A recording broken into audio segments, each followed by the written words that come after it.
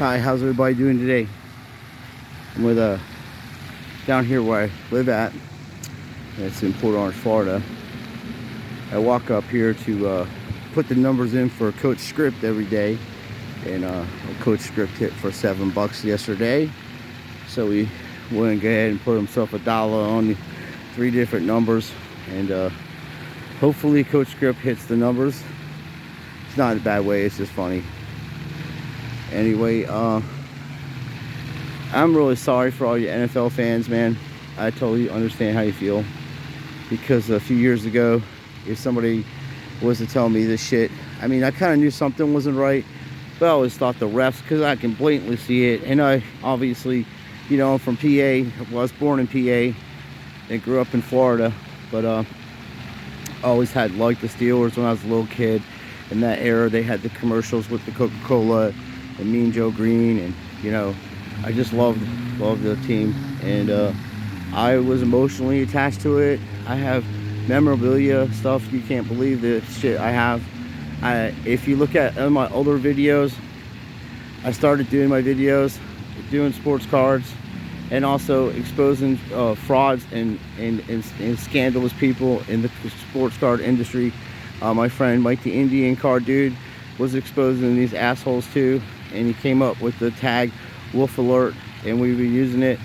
And you know, I tagged that sports card guy, investor Jeff Wilson. I made videos about him a year and a half ago when everybody was buying this shit and he was grifting you out of your money, and I was telling you it was super inflated.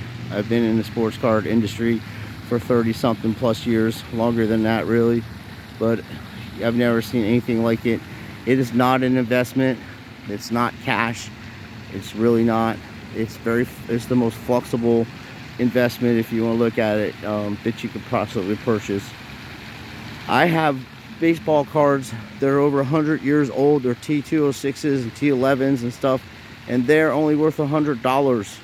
So if a baseball card from a Hall of Fame player, from a cigarette pack that they made probably less than 500,000 of those cards, or less than that, it's not only worth but $100. How can you justify the cost of these other cards outselling vintage stuff like that? And when everybody was going after these Zion Williamsons and Jay Morant and Joey Burrow, and Justin Herbert, and all this stuff, and Patrick Mahomes, I'm the one that told everybody, oh, look, a rocket's going off, dude. I live right by, see, I told you, I live right by the Space Center. What the fuck is the odds of this talking about rigged and scripted football? We're going to see rigged and scripted fucking rocket times.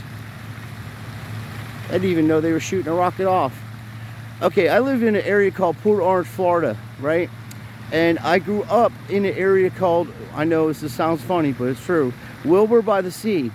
I spent 20 years of my life by the ocean, surfing, fishing, you name it. And to my friend that was giving me a hard time about fishing, telling me I'm killing fish, I catch and release.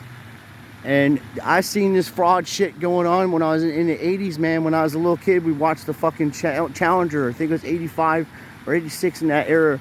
I was literally down there, dude, at Patrick's Air Force Base, and we watched that fucking thing blow up, man. And I'm like, that doesn't look right.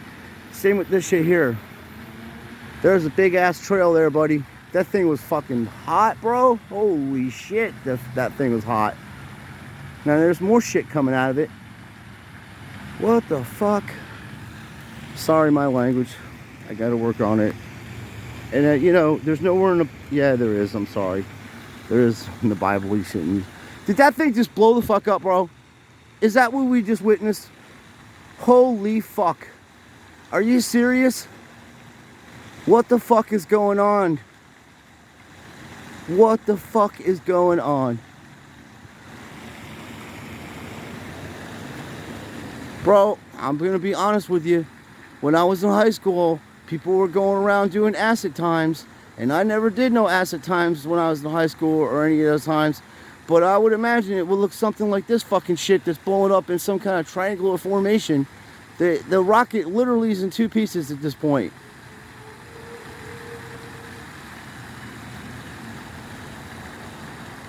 Going in separate directions. There's another one, it's gonna break off again. Those are jets, dude, at the end of these things, I think. See, look, it's breaking in pieces, man.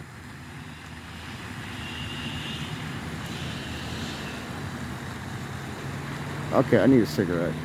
I'm sorry. I'm trying to stop, but stuff like this makes me smoke cigarettes. What the hell? I'm sitting here talking about rigged and scripted football times, and there's rigged and scripted space times. What shuttles going up in the air like that? My tax money.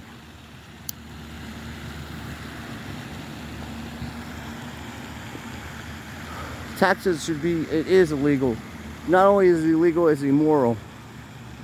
The reason why you don't have a straight government, because if the government was straight and honest and everything about that shit, if you become president, the first thing you would do is send the military to the IRS to arrest them for domestic terrorism and economical terrorism on the citizens of America, which you're not really a citizen. You're an independent, sovereign person, but you're being affected by laws that you don't agree with, and they're not even natural laws. They go against nature. That's how you know that shit ain't straight, and that because you're paying taxes on your money, and there's no way you can justify it in your sick mind to tell me that you need it to run the country. Actually, each state is able to take care of its own affairs, and the government itself is supposed to keep us from people invading our country. That's their job, and to make sure that all the other states have what they need to function correctly, in a correct manner. What the hell is going on here? They haven't moved. They're stationary. One's over here, and then one's over there. And there's my cigarette. Sorry, I'm not promoting cigarettes. Don't smoke, children. Coach Script's getting on me. Well, anyway, that was about as bizarre as an incident I've ever had shooting a YouTube film or video. To get back to what I was saying, it's a perfect example of what I'm talking about. These people are shooting, Lord. They're shooting fucking rockets in the air at 7 o'clock in the evening. What time is it? It's a little bit after 6 o'clock in the evening here, like 6:20 on the east coast of Florida, in Port Orange, Florida right now. And they're shooting rockets up, dude. And now this thing's falling faster than you can imagine, bro. Look how fast that thing's falling. Holy shit, man. I don't have a good camera, but what I'm seeing in my eyes, there he goes. He's trying to, whoa, look at that rocket. Are you seeing this shit? This is insane.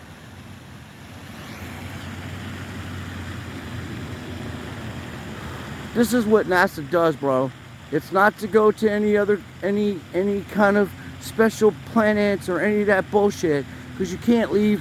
Let's say, hypothetically speaking, everything that NASA says is true. We're going to go by what they're saying, hypothetically speaking here. My hypothesis is this. This is my hypothesis. This is what I think. From what I known as a child and read in school and college, there is what you call Orion's radiation belt around Earth, and nothing can penetrate it. Nothing can go through it. And in the Bible, it's called a firmament, and they changed the words in the Bible. They've done it many, many times. I got a Bible that's 100 years old. I got a Bible that's Roman Catholic. I got a Bible that's from Lutheran. I got a Protestant. I read all of that stuff. I was raised Roman Catholic when I was a child. I never felt right about that, how they did business. I always had an inner conflict with that. And I found when I started praying to God directly and not going through these rituals, I felt so much better and connected to God, more so than going there. Although I have been to churches that have been very spiritual, and I've actually literally could feel the presence of Jesus and His Spirit and goodness and love there, where it made a tear come out of my eye when they were sprinkling the water. The water touched my shoulder, and then a tear started flowing through my eyes, and I was like, oh my goodness. And then my grandfather had passed away a couple days later. But that's why I was at the church, to ask for God if He was going to take my grandfather, to make sure that he didn't suffer, because the man was in his 80s, or in the late 70s. It's hard because they lie about their age back in the day to get jobs.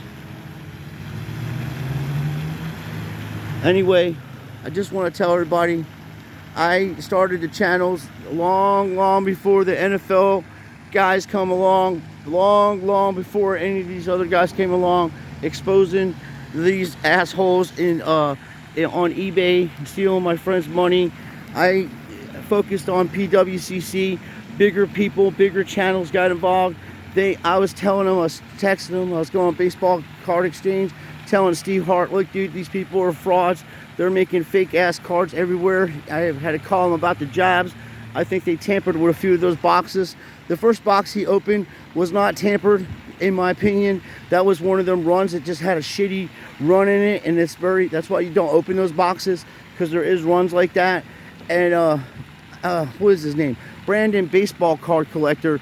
That kid's good, knowledgeable about vintage stuff, and he, before I knew anything, extensively about the packaging process, because I just remember from when I was a kid, I used to crack them open, and then when I saw the box, it looked straight and legit to me, but the jabs, and they're known for doing shady shit, and I exposed them so bad that dick sent me 20 pounds of fucking baseball cards and shit like that, and asking me please to stop exposing them so badly, because I was fucking trolling them so bad and exposing them so badly that he literally, I got the letter, but I gave my word, I'll never read the letter to anybody, and that's between him and I, but I told you guys, this shit's corrupting.